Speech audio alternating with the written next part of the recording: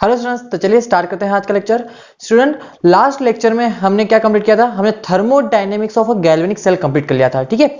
और वहां पर हमने एक इक्वेशन पढ़ी थी जो क्या थी, delta G is equal to delta H minus T delta S, ठीक है। और यहां पर इसे हम स्टैंडर्ड कंडीशन मान सकते हैं। ये हो जाएगी रिएक्शन की गिब्स फ्री एनर्जी चेंज, ये हो जाएगा रिएक्शन का एंथैल्पी चेंज, और ये हो जाएगा रिएक्शन का एंट्रोपी चेंज, ठीक है। और हमने इसके ऊपर एक न्यूमेरिकल भी किया था और कुछ इक्वेशन सॉल्व भी की थी इसके ऊपर। चलिए अब देखिए, यहां पर इस चैप्टर का इलेक्ट्रोकेमिस्ट्री का एक पार्ट कंप्लीट होता है और आज हम नया पार्ट स्टार्ट करने वाले हैं और आगे मूव करने वाले हैं चैप्टर में। तो देखिए नया पार्ट क्या है बेटा। आज हमें सीखना है कंडक्टर्स एंड हमें सीखना है कंडक्टेंस एंड कंडक्टिविटी सेल के बारे में। क्या सीखने वाले हैं हम बेटा? कंडक्टेंस एंड कंडक्टिविटी सेल के बारे में सीखने वाले हैं। इसमें सबसे पहले आपको जो टॉपिक कवर करना है वो टॉपिक है कंडक्टर्स का। कौन सा टॉपिक है? कंडक्टर्स का। कंडक्टर्स दो तरह के होते हैं, एक होता है रोडवेज बस का और एक होता है प्राइवेट बस का। नहीं, ऐसा नहीं है। यहां पर कौन से कंडक्टर डील करने हैं हमें? यहां पर हमें डील करना है मेटेलिक करंट कंडक्टर, मेटेलिक और इलेक्ट्रॉनिक कंडक्टर।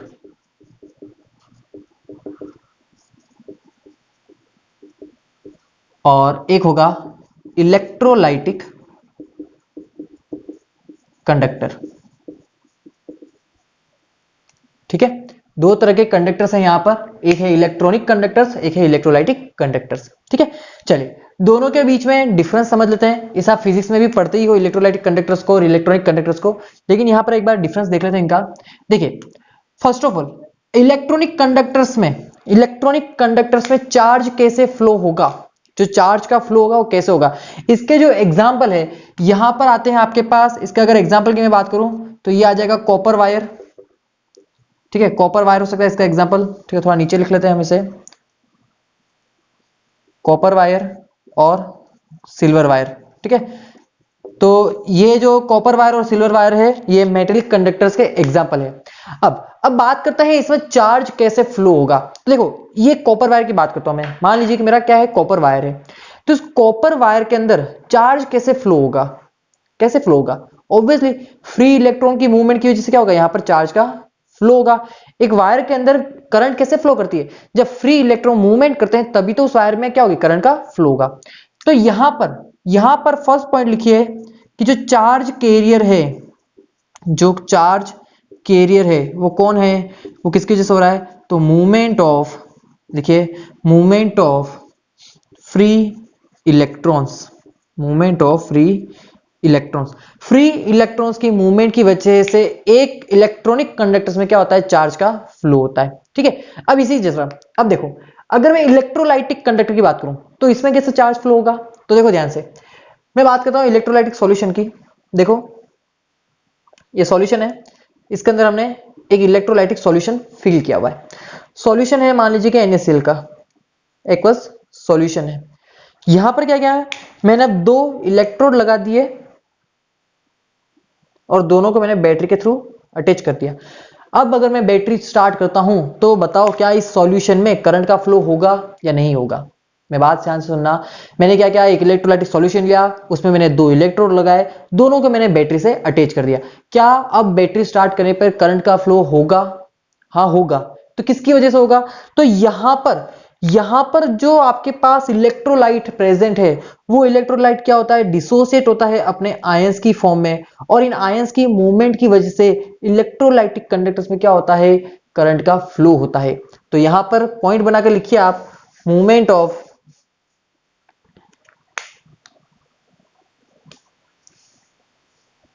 लिखिए मूवमेंट ऑफ फ्री आयंस, ठीक है। फ्री आयंस की मूवमेंट की वजह से क्या होता है, यहां पर करंट का फ्लो होता है। एक पॉइंट क्लियर हुआ। चलिए अब मूव करते हैं सेकंड पॉइंट। देखिए यहां पर इलेक्ट्रॉनिक कंडक्टर्स में क्या यहां पर मैटर का ट्रांसफर होता है?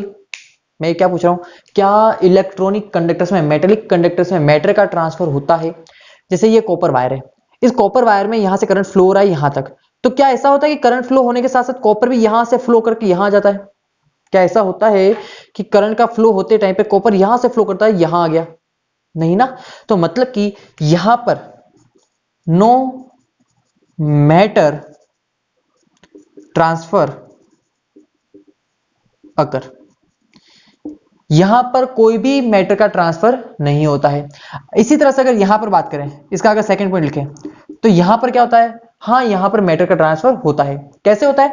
आपने पढ़ा था कि कॉपर प्लस टू क्या करता है, एक्वा सॉल्यूशन में से कॉपर प्लस टू दो इलेक्ट्रॉन को गेन करके क्या होता है, कॉपर सॉलिड की फॉर्म में इलेक्ट्रोड पर जाके क्या हो जाता है, डिपॉजिट हो जाता है। तो यहां पर क्या हुआ, इलेक्ट्रोलाइटिक सॉल्यूशन में से कॉपर प्लस टू क्या हो गया, कॉपर आयंस क्या हो गए, मूव करके ना, मतलब कि मैटर क्या हो रहा है, यहां पर ट्रांसफर हो रहा है। मतलब कि लिखिए मैटर ट्रांसफर्स अकर, ठीक है, मैटर ट्रांसफर अकर्स, यहां पर क्या होता है, मैटर का ट्रांसफर होता है। चलिए अब थर्ड पॉइंट की बात करते हैं। थर्ड पॉइंट देखिए, इलेक्ट्रॉनिक कंडक्टर्स में, इलेक्ट्रॉनिक कंडक्टर्स में क्या यहां पर कोई केमिकल चेंज होता है क्या? कोई केमिकल चेंज होता है? इस वायर के, कॉपर के वायर में जब करंट फ्लो करती है तो किसकी वजह से फ्लो करती है? सिंपली फ्री इलेक्ट्रॉन्स की फ्लो की वजह से करंट का फ्लो होता है। अगर इलेक्ट्रॉन्स का फ्लो हो रहा है तो क्या उसमें कोई केमिकल चेंज होता है? नहीं होता है। तो लिखिए नो केमिकल चेंज अकर, यहां पर कोई भी केमिकल चेंज नहीं होता है। क्या यहां पर इलेक्ट्रोलाइटिक कंडक्टर्स में केमिकल चेंज होता है? हाँ होता है। कैसे? हम देख रहे थे कि हमारे पास, अगर देखिए, अगर आप NaCl का, NaCl के एक एक्वस सॉल्यूशन लो और उसके अंदर आप इलेक्ट्रिक करंट पास करो, इलेक्ट्रिक करंट पास करो, ठीक है, जब भी NaCl के एक्वस सॉल्यूशन में इलेक्ट्रिक करंट पास करोगे तो ये क्या फॉर्म करेगा, ये NaOH plus hydrogen gas plus CO2 gas का फॉर्मेशन करता है। क्या करता है? NaOH plus hydrogen gas plus CO2 gas का फॉर्मेशन करता है। तो यहां पर क्या हुआ, क्या ये NaCl के अंदर जब आपने करंट पास किया तो क्या यहां पर केमिकल चेंज हुआ? हाँ हुआ। तो इसलिए यहां पर क्या लिखोगे, केमिकल चेंज अकर, ठीक है, यहां पर क्या होता है, केमिकल चेंज होता है। क्या बात यहां तक क्लियर है? चलिए अब आगे देखते हैं। अब फोर्थ पॉइंट की बात करते हैं। तो मेटेलिक कंडक्टर में जब आप टेम्परेचर इंक्रीज करते हो, जब आप टेम्परेचर इंक्रीज करते हो तो यहां पर कंडक्टिविटी क्या हो जाती है, डिक्रीज हो जाती है। लिखिए यहां पर on increasing temperature, on increases temperature conductivity will decreases due to, reason क्या है, due to increases of, due to increases of resistance. क्या हो जाता है यहां पर, रेजिस्टेंस में इंक्रीमेंट हो जाता है टेम्परेचर के इंक्रीज करने के साथ साथ। जैसे देखिए ये कॉपर वायर है, इस कॉपर वायर में करंट का फ्लो किसकी वजह से हो रहा है, सिंपल से इलेक्ट्रॉन के फ्लो की वजह से। इलेक्ट्रॉन फ्लो कर रहा है तो करंट फ्लो कर रहा है। अब क्या हुआ, आपने टेम्परेचर बढ़ा दिया, जैसे ही आप टेम्परेचर बढ़ाते हो तो यहां पर क्या होता है बेटा, कॉपर के आयंस में क्या होती है, उनकी काइनेटिक एनर्जी बढ़ जाती है। क्या बढ़ जाती है, उनकी काइनेटिक एनर्जी बढ़ जाती है। मतलब कि कॉपर के आयंस के बीच में क्या होगा, कोलिजन बढ़ेगा। अगर कोलिजन बढ़ गया तो जो इलेक्ट्रॉन पहले स्ट्रेट मूव कर रहा था वो कैसे मूव करेगा, इस तरह से मूव करेगा। तो बताओ, एक तो इस तरह से आ रहा है इलेक्ट्रॉन स्ट्रेट आ रहा है और एक कोलिजन करता हुआ आ रहा है, दोनों में से कहां पर स्पीड ज्यादा होगी, ऑब्वियसली दिस, इसमें इसमें स्पीड क्या होगी, ज्यादा, और यहां पर स्पीड क्या होगी, स्लो होगी। तो रेजिस्टेंस बढ़ गया, टेम्परेचर बढ़ाने पे क्या होगा, रेजिस्टेंस बढ़ गया, इसलिए कंडक्टिविटी क्या हो जाएगी बेटा, यहां पर डिक्रीज हो जाएगी। क्या ये बात समझ में आती है? अब यहां पर देखिए, यहां पर क्या होता है बेटा, on increasing temperature conductivity, conductivity क्या होगा बेटा यहां पर, हाँ यहां पर अगर डिक्रीज हो रहा है तो यहां पर क्या हो जाएगा, इंक्रीज हो जाएगा, कंडक्टिविटी विल इंक्रीजेस। ठीक है, यहां पर क्या होता है, टेम्परेचर को बढ़ाने पर कंडक्टिविटी इंक्रीज हो जाती है। ऐसा क्यों होता है, तो चलिए एक बार इसे आप नोट कीजिए, फिर मैं आपको समझाता हूं कि यहां पर इलेक्ट्रोलाइटिक कंडक्टर्स में कंडक्टिविटी क्यों इंक्रीज होती है टेम्परेचर के साथ साथ। चलिए नोट कीजिए पहले आप। चलिए सुनिए, तो अब देखते हैं कि इलेक्ट्रोलाइटिक कंडक्टर्स में कंडक्टिविटी क्यों इंक्रीज होती है। तो लिखिए इलेक्ट्रोलाइटिक कंडक्टर्स में ही पढ़ रहे हैं हम, ठीक है, इन electrolytic conductors there exist three types of interaction. There exist three type of interaction. कौन कौन से इंटरेक्शन होते हैं? तो देखिए, फर्स्ट ऑफ ऑल यहां पर होता है सॉल्यूट इंटरेक्शन,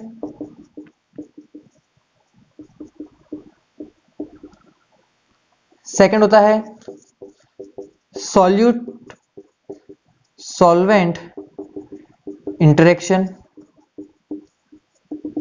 एंड थर्ड होता है सॉल्वेंट सॉल्वेंट इंटरेक्शन।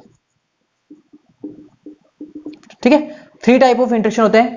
तो पहले बात करते हैं सॉल्यूट सॉल्यूट इंटरेक्शन की। देखिए ध्यान से, यहां पर एक अगर मैं कंटेनर ले रहा हूं, इस कंटेनर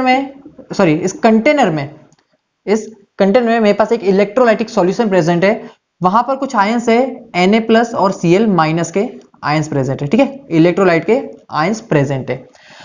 तो यहां पर क्या होता है, यहां पर इन दोनों सॉल्यूट पार्टिकल्स के आयंस के बीच में, सॉल्यूट पार्टिकल के जो ये आयंस है, इनके बीच में क्या है, ऑपोजिट चार्ज है इनके पास। तो ऑपोजिट चार्ज की वजह से यहां पर क्या होता है, इनके बीच में एक अट्रैक्शन फोर्स वर्क करता है ना। ऑपोजिट चार्ज प्रेजेंट है तो बोथ ऑपोजिट चार्ज क्या करेंगे, एक दूसरे को अट्रैक्ट करेंगे। तो यहां पर जो सॉल्यूट के जो आयंस के बीच में जो अट्रैक्शन फोर्स है, उसे क्या बोलते हो आप, सॉल्यूट इंटरेक्शन बोलते हो। क्या बोलते हो, सॉल्यूट इंटरेक्शन बोलते हो। ठीक है, तो यहां पर आप लिख सकते हो it represent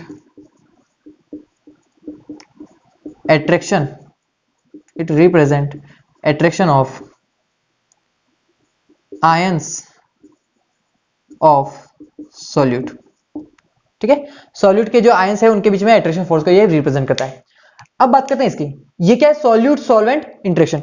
तो हमने पढ़ा है कि जब आपके पास एक Na+ आयंस प्रेजेंट है, इनऑर्गेनिक का पढ़ा है आपने कि एक Na+ का अगर कोई आयन अगर प्रेजेंट होता है, तो इस आयन को क्या करता है, वाटर मॉलिक्यूल क्या करते हैं, इसको सराउंड कर लेते हैं। क्या कर लेते हैं, वाटर मॉलिक्यूल इसे सराउंड कर लेते हैं, और इसे ही क्या कहते हो आप, हाइड्रेशन कहते हो। याद आ रहा ना, तो लिखिए यहां पर it relate to hydration, it related to hydration. क्या कहते हो साहब, हाइड्रेशन कहते हो। जब किसी आयन को वाटर मॉलिक्यूल सराउंड कर लेते हैं, उसे क्या बोलते हो आप, हाइड्रेशन कहते हो। ठीक है, तो ये यहां पर जो सॉल्यूट सॉल्वेंट इंटरेक्शन है, इस सॉल्यूट को सॉल्वेंट ने क्या है, सराउंड कर लिया है, तो इसे क्या बोलते हो आप, हाइड्रेशन बोलते हो। ठीक है, अब बात करते हैं सॉल्वेंट इंटरेक्शन की।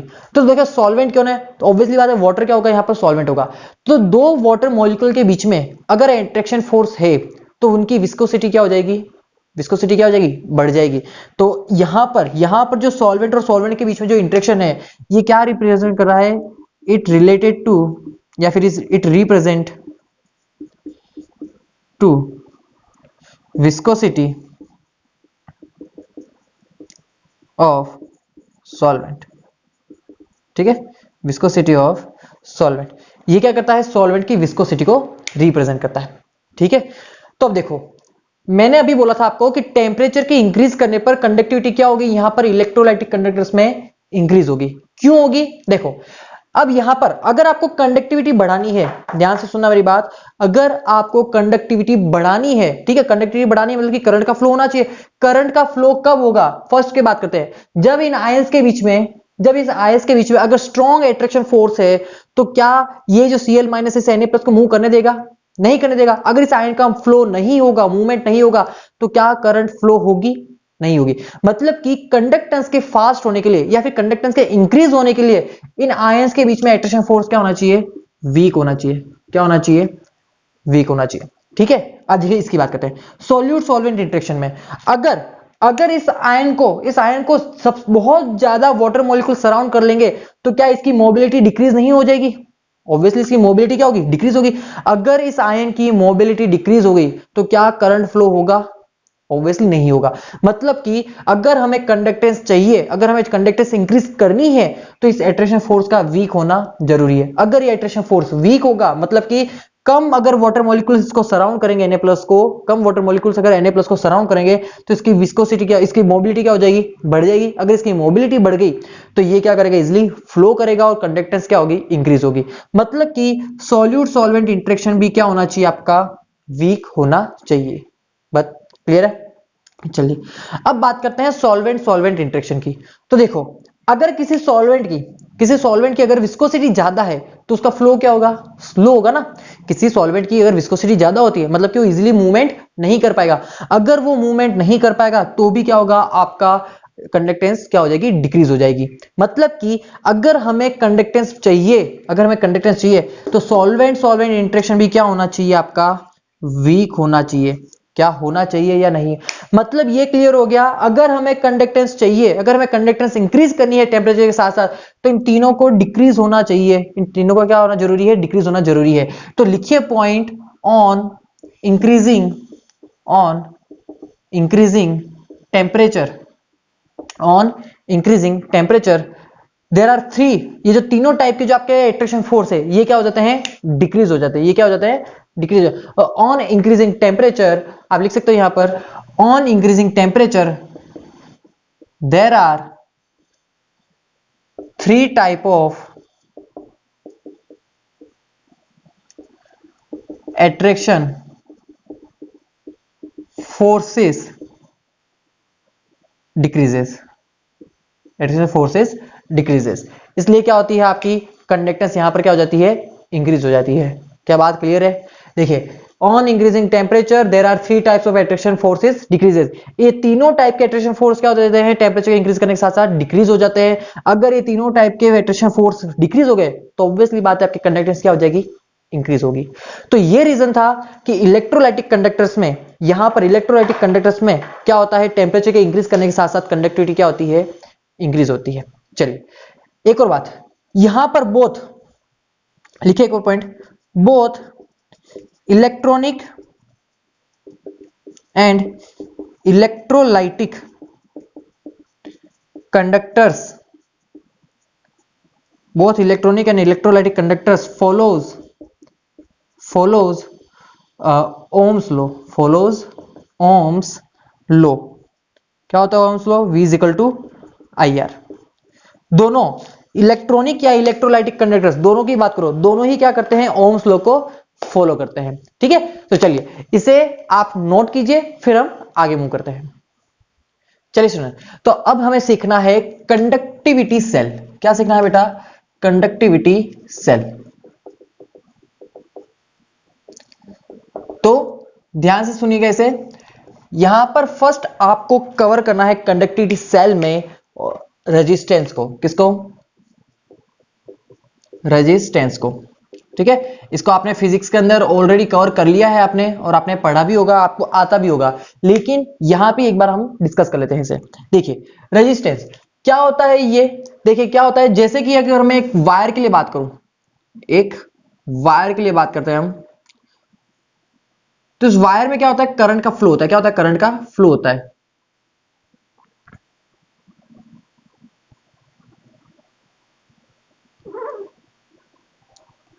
इस वायर में क्या होगा, करंट का फ्लो होगा।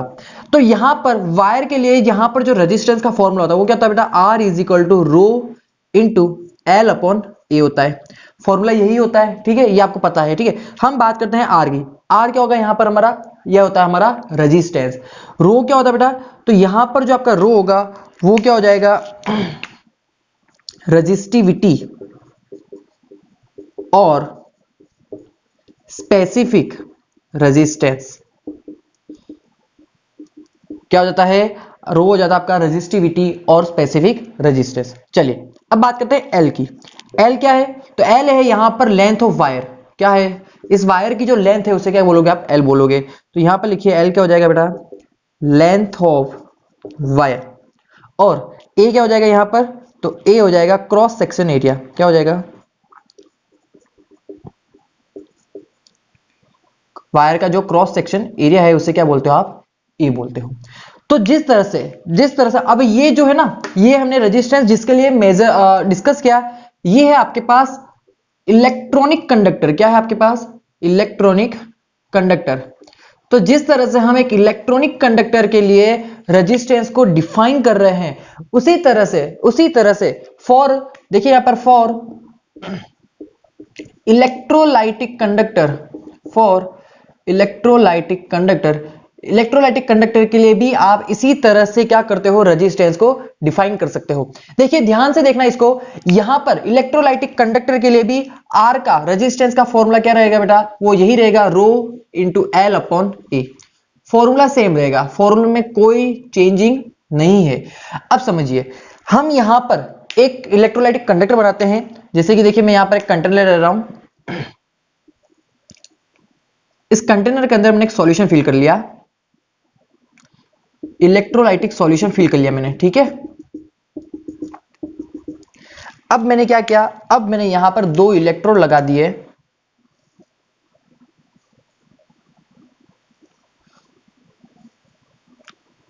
दोनों को आप बैटरी के थ्रू जोड़ दीजिए, अटैच कर दीजिए, ठीक है। चलिए अब ध्यान से समझना, अब यहां पर हम रेजिस्टेंस को डिफाइन करेंगे। तो देखो यहां पर वापस रो क्या हो जाएगी, रो तो हो जाएगी रेजिस्टिविटी, रो क्या हो जाएगा, रेजिस्टिविटी, और स्पेसिफिक रेजिस्टेंस हो जाएगा। रो को तो क्या बोलोगे बेटा आप, यही बोलोगे रेजिस्टिविटी और स्पेसिफिक रेजिस्टेंस, ठीक है। यहां पर इस पर्टिकुलर सॉल्यूशन पर डिफरेंट सॉल्यूशन के लिए रो की वैल्यू चेंज होती रहेगी, ठीक है। ये एक चीज क्लियर रखना, अगर यहां पर आप इलेक्ट्रोलाइटिक सॉल्यूशन चेंज करते रहोगे या फिर इसकी कंसंट्रेशन चेंज करते रहोगे, तो आपकी रेजिस्टिविटी और स्पेसिफिक रेजिस्टेंस क्या होता रहेगा, यहां पर चेंज होता रहेगा। चलिए अब बात करते हैं एल की। एल देखिए एल क्या हो जाएगा, ये जो आपके दोनों कंडक्टर है, इन दोनों कंडक्टर के दोनों इलेक्ट्रोड है, इन दोनों इलेक्ट्रोड के बीच की जो लेंथ है, दोनों इलेक्ट्रोड के बीच की जो लेंथ है वो क्या हो जाएगी आपकी एल। दोनों इलेक्ट्रोड के बीच की जो लेंथ होगी, जो डिस्टेंस होगी, डिस्टेंस बिटवीन द, देखिए distance between the electrode, distance between the electrode, इन दोनों इलेक्ट्रोड के बीच की जो डिस्टेंस है वो क्या कहलाएगी, यहां पर आपकी एल लेंथ कहलाएगी। अब बात करते हैं क्रॉस सेक्शन एरिया की, बहुत ध्यान से सुनना क्रॉस सेक्शन एरिया को। देखिए यहां पर जब आप एरिया की बात करते हो, तो वहां एरिया में आप वही पोर्शन काउंट करोगे जो इस इलेक्ट्रोड के अंदर आ रहा है। इस इलेक्ट्रोड के जो बाहर है, इधर ये नीचे इस साइड, इस पोर्शन को आप कभी भी क्रॉस सेक्शन एरिया में काउंट नहीं करोगे, ओनली वही एरिया काउंट करोगे जो इन दोनों इलेक्ट्रोड के बीच में आ रहा है। जैसे कि मतलब मैं ये बोलना चाहता हूं कि यहां पर देखो, इसको बनाते हैं,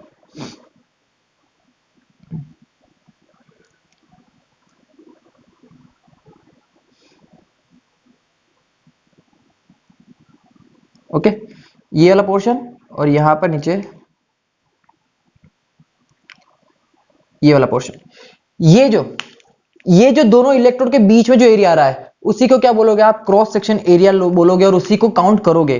तो इसे लिख लीजिए आप area, sorry cross section area, cross section area of electrode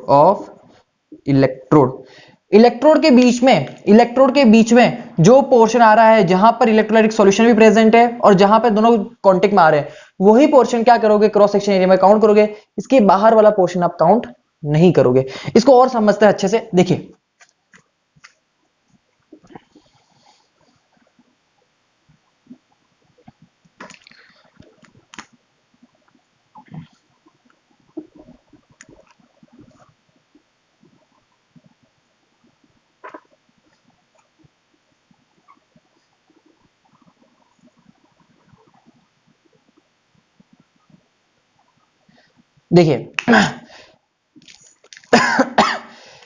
ये मैंने उन दोनों इलेक्ट्रोड का एरिया बीच में से कट करके निकाला है, ठीक है। ये है आपका कैथोड और ये जो आपकी साइड है वो कौन सी है, आपकी एनोड के इलेक्ट्रोड की है। इसके बीच में जो इलेक्ट्रोलाइटिक सॉल्यूशन फिल है, इसके बीच में जो ये एरिया है, यहां पर क्या है, इलेक्ट्रोलाइटिक सॉल्यूशन फिल है, ओके। इस पूरे एरिया को ही, इन दोनों इलेक्ट्रोड के बीच में जो पूरा एरिया कवर हो रहा है, उसे ही हम किसमें काउंट करेंगे, क्रॉस सेक्शन एरिया में काउंट करेंगे। ठीक है, तो आई होप अब ये आपको क्लियर होगा। और जब आप इलेक्ट्रोलाइटिक कंडक्टर के लिए बात करते हो तो उसके लिए रेजिस्टेंस का फॉर्मूला क्या हो जाएगा बेटा? रेजिस्टेंस का फॉर्मूला हो जाएगा रो इंटू एल अपॉन ए। अब देखो यहां पर एक और चीज होती है, ये जो एल अपॉन ए है ना, एल अपॉन ए, इसे हम यहां पर इसे बोलते हैं हम सेल कांस्टेंट। क्या बोलते हैं हम? सेल कांस्टेंट बोलते हैं। याद रखना, एल अपॉन ए को क्या बोलते हो आप? सेल कांस्टेंट बोलते हो। क्यों बोलते हो? देखो किसी भी दो इलेक्ट्रोड के बीच में, किसी भी दो इलेक्ट्रोड के बीच में लेंथ तो क्या हो जाएगी? फिक्स हो जाएगी। इनकी लेंथ तो क्या हो जाएगी? फिक्स हो जाएगी। ठीक है, दो इलेक्ट्रॉन रख दिए, फिर उनके बीच की लेंथ तो फिक्स हो जाएगी। उसका एरिया, जो क्रॉस सेक्शन एरिया है उसका, वो भी क्या हो जाएगा? फिक्स हो जाएगा। लेकिन बदलेगा क्या? तो बदलेगा इस इलेक्ट्रोलाइट की कंसंट्रेशन बदल सकते हो आप यहां पर। मतलब कि आपका अब जो रेजिस्टेंस है लेंथ और एरिया पे डिपेंड तो नहीं करने वाला, वो किस पे डिपेंड करेगा? वो इस इलेक्ट्रोलाइट की कंडक्टेंस, सॉरी इस इलेक्ट्रोलाइट की कंसंट्रेशन पे डिपेंड कर सकता है। अगर इसकी कंसंट्रेशन आप चेंज करोगे तो रो की वैल्यू चेंज हो जाएगी, या फिर सब इलेक्ट्रोलाइट को ही चेंज कर दो तो भी क्या होगी? आपकी रो की वैल्यू चेंज हो जाएगी। इसलिए इस एल अपॉन ए को क्या बोलते हैं हम? सेल कांस्टेंट बोलते हैं। अब आपका रेजिस्टेंस सिर्फ डिपेंड करेगा तो रेजिस्टिविटी पे डिपेंड करेगा। ठीक है, बात क्लियर है? तो ये था बेटा रेजिस्टेंस फॉर इलेक्ट्रोलाइटिक कंडक्टर के लिए। चलिए इसे नोट कीजिए, फिर हम आगे मूव करते हैं। चलिए स्टूडेंट, तो देखिए नेक्स्ट यहां पर टॉपिक है आपके लिए कंडक्टेंस। कंडक्टिविटी सेल में नेक्स्ट टॉपिक है कंडक्टेंस। इसे आप जी से रिप्रेजेंट करते हो। ठीक है, कैपिटल जी से आप रिप्रेजेंट करते हो। क्या होता है कंडक्टेंस? तो देखो इसका मतलब होता है रेसिप्रोकल ऑफ रेजिस्टेंस। रेजिस्टेंस के रेसिप्रोकल को क्या बोलते हो आप? कंडक्टेंस बोलते हो। तो बस देखिए फॉर्मूला अगर इसका बनाना है मुझे, तो फॉर्मूला कैसे बनाऊंगा मैं? फॉर्मूला हो जाएगा G is equal to 1 upon R. Formula क्या हो जाएगा? G is equal to 1 upon R. अच्छा, आर रेजिस्टेंस, रेजिस्टेंस की हमने यूनिट नहीं लिखी, तो इसकी यूनिट क्या हो जाएगी बेटा? ओम। क्या हो जाएगी? ओम हो जाएगी। ठीक है, रेजिस्टेंस की ओम होती है, या फिर इसे आप इस तरह से रिप्रेजेंट भी कर सकते हो। ठीक है, चलिए अब बात करते हैं यहां पर कंडक्टेंस की। तो कंडक्टेंस की अगर मैं यूनिट पूछूं आपसे, यूनिट, तो बताओ कंडक्टेंस की यूनिट क्या हो जाएगी? अगर ये कंडक्टेंस रेसिप्रोकल ऑफ रो है तो इसकी यूनिट क्या हो जाएगी बेटा? Ohm inverse. और इसे आप इस तरह से भी रिप्रेजेंट कर सकते हो, या फिर आप इसे महो भी बोल सकते हो। क्या बोल सकते हो? महो भी बोल सकते हो। ठीक है, ये यूनिट भी होती है ओम की इनवर्स, किसको बोलते हो? महो बोलते हो। ठीक है, तो ये होता है कंडक्टेंस, जो क्या होता है? रेसिप्रोकल ऑफ रेजिस्टेंस होता है।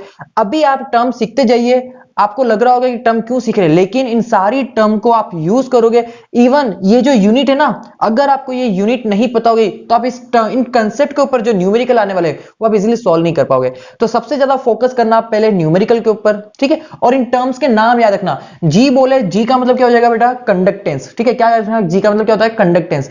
आर का मतलब क्या होता है बेटा? रेजिस्टेंस होता है। रो का मतलब क्या होता है? तो रेजिस्टिविटी होता है, या फिर स्पेसिफिक रेजिस्टेंस होता है। चलिए अब इसे एक बार आप नोट कीजिए, फिर हम आगे और थर्ड हमारा नेक्स्ट टाइप देखने वाले हैं, वो बहुत इंपॉर्टेंट है। चलिए स्टूडेंट, तो अब देखिए थर्ड टाइप है, बहुत इजी टाइप है ये भी। कंडक्टिविटी सेल में थर्ड टाइप है, देखिए यहां पर ये क्या है? Specific conductance. क्या है? Specific conductance. देखिए आप घूम जाओगे वर्डिंग में, ठीक है, इसलिए अभी से इन वर्डिंग को अच्छे से और इन टर्मिनोलॉजी को अच्छे से समझ लेना। रेजिस्टेंस क्या होगा, रेजिस्टिविटी क्या होगा, कंडक्टेंस क्या होगा और स्पेसिफिक कंडक्टेंस क्या होगा। अभी यहां पर एक और टर्म आगे चल के आने वाला है, मोलर कंडक्टिविटी। तब आप और कंफ्यूज हो जाओगे कि ये सब क्या हो रहा है। ठीक है, तो इन टर्म्स को मत भूलना। ठीक है, चलिए स्पेसिफिक कंडक्टेंस, इसे आप और भी एक चीज बोल सकते हो, कप्पा। क्या बोल सकते हो इसे? पप्पा नहीं, कप्पा। ओके, जिसे आप के थ्रू भी रिप्रेजेंट करते हो। ठीक है, तो देखो स्पेसिफिक रेजिस्टेंस क्या होता है, लिखिए इसकी डेफिनेशन। रेसिप्रोकल ऑफ स्पेसिफिक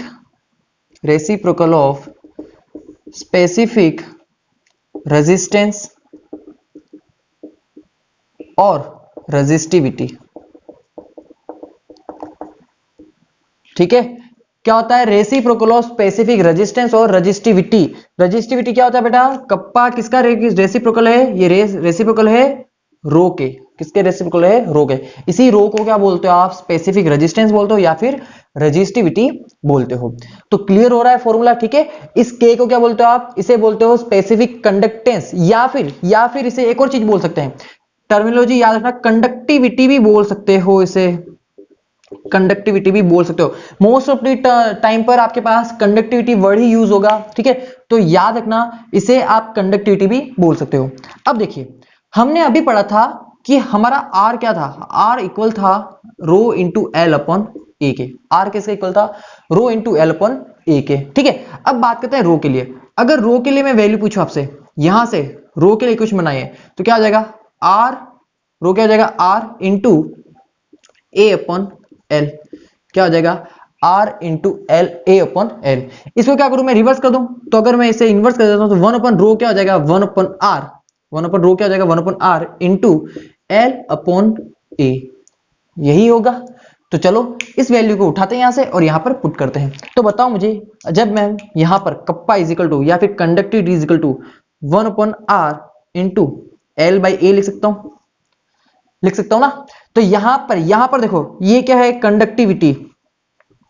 क्या है? कंडक्टिविटी। कंडक्टिविटी इक्वल हो गया, देखो वन अपॉन आर क्या था बेटा? क्या था? G इज इक्वल टू क्या था? वन अपॉन आर था, अभी हमने पढ़ा। और ये G क्या है? ये है कंडक्टेंस। क्या है? कंडक्टेंस। तो कंडक्टिविटी इक्वल हो गई कंडक्टेंस, किसके इक्वल हो गई? Conductance into into L upon A. क्या होता है बेटा? एल अपन ए होता है सेल कांस्टेंट, किसके इक्वल हो गया? इंटू सेल कांस्टेंट, ठीक है। क्या यहां तक बात समझ आ रही है? तो आज के बाद आपको यही फॉर्मूला याद रखना है। कप्पा क्या हो जाएगा? G इंटू एल अपॉन ए। क्या हो जाएगा? G इंटू एल अपॉन ए। यहां पर G क्या होगा? आपका कंडक्टेंस, और L अपॉन ए क्या हो जाएगा? आपका सेल कांस्टेंट। क्या यहां तक बात क्लियर है? समझ में आ रही बात? अब देखिए एक और बात यहां पर कभी कभी इस एल अपॉन ए को जी स्टार भी लिखा हुआ मिल जाएगा आपको बुक में। इस एल अपॉन ए को जी स्टार भी लिखा हुआ दे देंगे। हमें कंफ्यूज नहीं होना है, हमें एक ही टर्मिनोलॉजी पकड़ के चलनी है और उसी के अकॉर्डिंग हमें न्यूमेरिकल सॉल्व करना है। अगर आपको जी स्टार लिखना अच्छा लग रहा है तो जी स्टार लिखो, अगर आपको एल अपॉन ए लिखकर चलना है, वो आपको इजी लग रहा है तो वो लिख कर चलो, ठीक है। लेकिन फिक्स कर लेना टर्मिनोलॉजी को एक ही पकड़ कर चलना, दो दो टर्मिनोलॉजी मत लिख लेना, ठीक है, वरना कंफ्यूज हो जाओगे आप न्यूमेरिकल में। चलिए तो अब देखिए हमने स्पेसिफिक कंडक्टेंस को डिफाइन कर लिया है कि स्पेसिफिक कंडक्टेंस हमारी इक्वल हो जाएगी कंडक्टेंस इनटू सेल कांस्टेंट। और वो और क्या होती है? वो रेसिप्रोकल होता है स्पेसिफिक रेजिस्टेंस या फिर रेजिस्टिविटी के, ठीक है। तो ये होता है रेजिस्टिविटी, इसे आप स्पेसिफिक कंडक्टेंस भी बोल सकते हो या फिर कंडक्टिविटी भी बोल सकते हो, ठीक है। मोस्ट ऑफ द टाइम आपके पास यही वर्ड यूज होगा, तो आप इसे ही याद रखें। चलिए इसे नोट कीजिए, फिर हम इसके ऊपर और कुछ डिस्कशन करते हैं। चलिए स्टूडेंट, तो एक और चीज रह गई थी, इसकी यूनिट की बात कर लेते हैं, कंडक्टिविटी की यूनिट की बात करते हैं। तो देखो जी क्या है? कंडक्टेंस। कंडक्टेंस की यूनिट होती है ओम इनवर्स। क्या होती है? ओम इनवर्स होती है, ठीक है। And L upon A, L upon A क्या हो जाएगा बेटा? तो लेंथ की यूनिट हो जाएगी सेंटीमीटर अपॉन एरिया, एरिया की यूनिट क्या हो जाएगी बेटा? ये हो जाएगी सेंटीमीटर स्क्वायर। इसे कैंसिल आउट कर दो तो क्या हो जाएगा? Ohm inverse centimetre inverse. मतलब कि कप्पा की यूनिट क्या हो जाएगी? इसकी यूनिट हो जाएगी ओम इनवर्स सेंटीमीटर इनवर्स। एक और बात, हमने कंडक्टेंस जो हमारा जी है ना, उस जी की एक और यूनिट लिख लेना बेटा। इसकी एक और यूनिट क्या होती है? सीमेंस होती है। क्या होती है? सीमेंस, जिसे आप एस से रिप्रेजेंट करते हो, ठीक है। इसकी यूनिट क्या होती है? जी की एक और यूनिट होती है सीमेंस। तो यहां पर ओम इनवर्स की जगह आप क्या लिख सकते हो? सीमेंस इंटू सेंटीमीटर इनवर्स भी लिख सकते हो। क्या लिख सकते हो? सीमेंस इंटू सेंटीमीटर इनवर्स भी लिख सकते हो। मतलब कि कप्पा की यूनिट याद रखनी है, siemens into centimetre inverse given है अगर कप्पा की यूनिट, ठीक है। मतलब किसी भी वैल्यू की यूनिट अब याद रखना है आपको, कोई भी आपके पास न्यूमेरिकल में कोई वैल्यू गिवन है, उस वैल्यू के पीछे अगर सीमेंस वर्ड लगा दिया है, siemens into centimetre inverse word लगा दिया है, तो मतलब वो क्लियर है कि वो किसकी वैल्यू है? वो कंडक्टिविटी की वैल्यू है, याद रहेगी। अगर वो सिंपल सा ये लिखे कि ओम इनवर्स की बात करें, ओनली क्या बात करें? ओम इनवर्स, तो वो किसकी बात कर रहा है? वो कंडक्टेंस की बात कर रहा है। अगर वो ओम लिख दे तो क्या किसकी बात कर रहा है? वो रेजिस्टेंस की बात कर रहा है, ठीक है। यूनिट से आप पहचानोगे, क्योंकि ये टर्मिनोलॉजी इतनी कॉम्प्लिकेटेड हो जाएगी, ये वर्ड आपको कॉम्प्लिकेटेड लगेंगे, इसलिए आप यूनिट से इन सबकी वैल्यू को याद रखोगे, ठीक है। वो कोई बात नहीं, टेंशन मत लीजिए, वो हम न्यूमेरिकल सॉल्व करेंगे, उसमें हम समझ लेंगे। चलिए अब यहां पर इसकी यूनिट क्लियर हो गई। चलिए अब इसमें आगे मूव करते हैं, और देखो इसको मैं एक बार रफ कर दूं।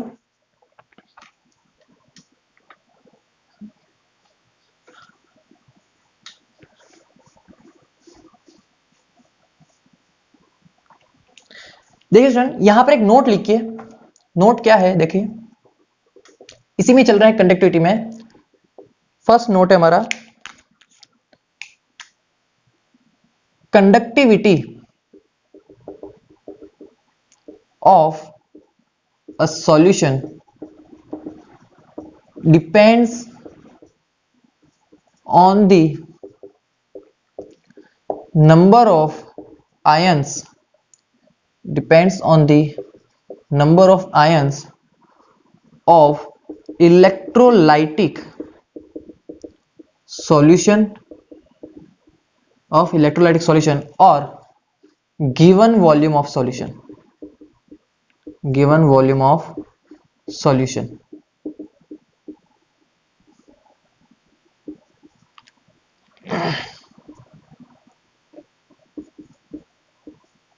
ठीक है, आपकी जो कंडक्टिविटी होती है वो इलेक्ट्रोलाइट के अंदर कितने आयंस प्रेजेंट है उसके ऊपर डिपेंड करेगी। अगर आयंस के अमाउंट में ज्यादा होंगे तो ऑब्वियसली बात है कंडक्टिविटी क्या होगी बेटा, हाई होगी।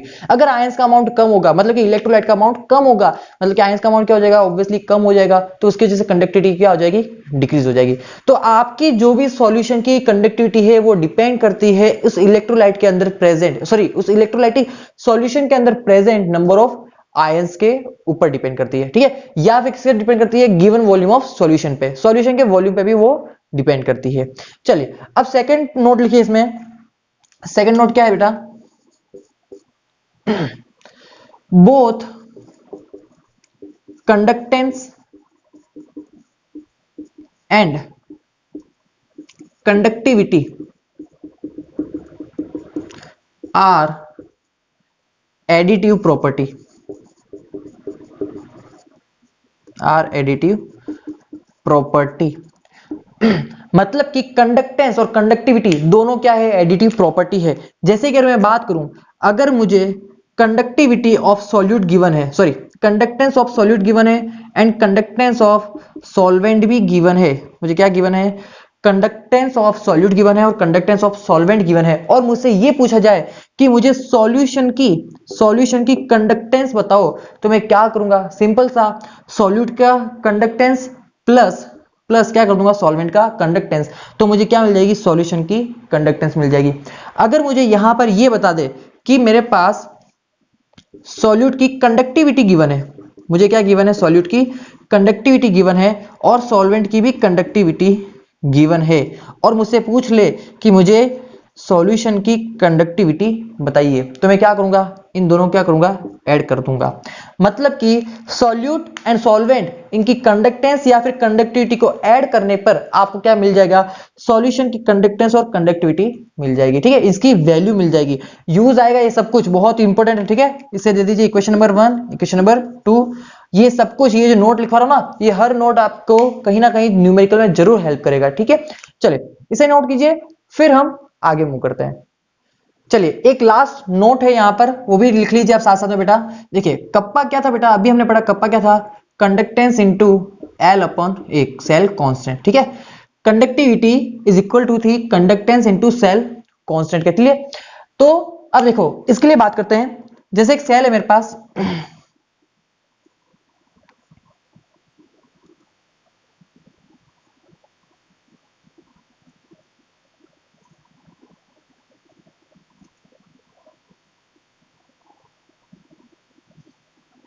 ये इसकी लेंथ है और ये क्या हो जाएगा, इसका क्रॉस सेक्शन एरिया हो जाएगा। ठीक है, ये इसका क्रॉस सेक्शन एरिया हो जाएगा। मैं मान लेता हूं कि इसकी जो लेंथ है वो 1 सेंटीमीटर है, कितनी है, 1 सेंटीमीटर है, और इसका जो क्रॉस सेक्शन एरिया है वो 1 सेंटीमीटर स्क्वायर है। मैं कितना मान के चल रहा हूं, इसकी लेंथ को 1 सेंटीमीटर और इसका जो क्रॉस सेक्शन एरिया है उसे मैं 1 सेंटीमीटर स्क्वायर मान के चल रहा हूं। एक और बात, दोनों इलेक्ट्रोड के बीच में जो इलेक्ट्रोलाइटिक सॉल्यूशन है, दोनों इलेक्ट्रोड के बीच में जो इलेक्ट्रोलाइटिक सॉल्यूशन है उसका मैं वॉल्यूम मान के चल रहा हूं कि 1 सेंटीमीटर क्यूब है। कितना है, 1 सेंटीमीटर क्यूब है। क्या यहां तक बात क्लियर है? हमने अज्यूम कर लिया है कि हमारे पास ये दोनों इलेक्ट्रोड है, ये कैथोड ये एनोड। ठीक है, इन दोनों की जो लेंथ है, इन दोनों के बीच की जो डिस्टेंस है वो कितनी है, 1 सेंटीमीटर। इनका जो क्रॉस सेक्शन एरिया है वो है 1 सेंटीमीटर स्क्वायर, और इसके अंदर जो इलेक्ट्रोलाइटिक सॉल्यूशन आपने फिल किया है उसका वॉल्यूम कितना है, 1 सेंटीमीटर क्यूब। तो यहां से अगर इन 3 अजम्पशन के बाद हम क्या बोल सकते हैं, यहां से हम ये बोल सकते हैं कि हमारा कप्पा वो किसके इक्वल हो जाएगा, जी के इक्वल होगा कि नहीं होगा, बताओ। कप्पा जी के इक्वल होगा। देखिए एल की वैल्यू, यहां पर वैल्यू पुट कीजिए, लेंथ की कितनी हो जाएगी 1 सेंटीमीटर अपॉन ये कितना हो जाएगा 1 सेंटीमीटर स्क्वायर। मतलब कि ये 1 से 1 तो कैंसिल, बचा खाली सेंटीमीटर इनवर्स। मतलब कि ये हो गया, वो तो चलो वो यूनिट की बात रही, वैल्यू 1 से 1 तो कैंसिल होगी ना आपकी। तो कप्पा किसके इक्वल हो गया बेटा, जी के इक्वल हो गया। मतलब कि कंडक्टिविटी किसके इक्वल हो गई है, कंडक्टेंस के इक्वल हो चुकी है। तो हाँ देखिए conductance conductance of 1 centimetre cube solution, conductance of 1 centimetre cube solution is called its conductivity, is called its conductivity। तो बेटा कंडक्टिविटी क्या होती है कि 1 सेंटीमीटर क्यूब गिवन सॉल्यूशन में जो कंडक्टेंस है उसे ही क्या कहते हो आप, उसकी कंडक्टिविटी कहते हो। तो ये बेसिक डेफिनेशन होगी कंडक्टिविटी की, ये आपको याद रखनी है, ठीक है। चलिए आई होप ये टॉपिक आपको तीनों क्लियर होंगे, resistance, specific resistance, conductance and और क्या पढ़ा हमने, स्पेसिफिक कंडक्टेंस। तो तीनों टॉपिक आपको अच्छे से क्लियर हो चुके होंगे। कमेंट बॉक्स में बेटा जरूर आंसर देना कि आपको लेक्चर कैसा लगा। अब यहां से हम नेक्स्ट टॉपिक के लिए, जो नेक्स्ट टॉपिक जो हमारा है वो है मोलर कंडक्टिविटी, उसके लिए हम नेक्स्ट लेक्चर में चलेंगे, ठीक है। तो चलिए अब मिलते हैं हम नेक्स्ट लेक्चर में।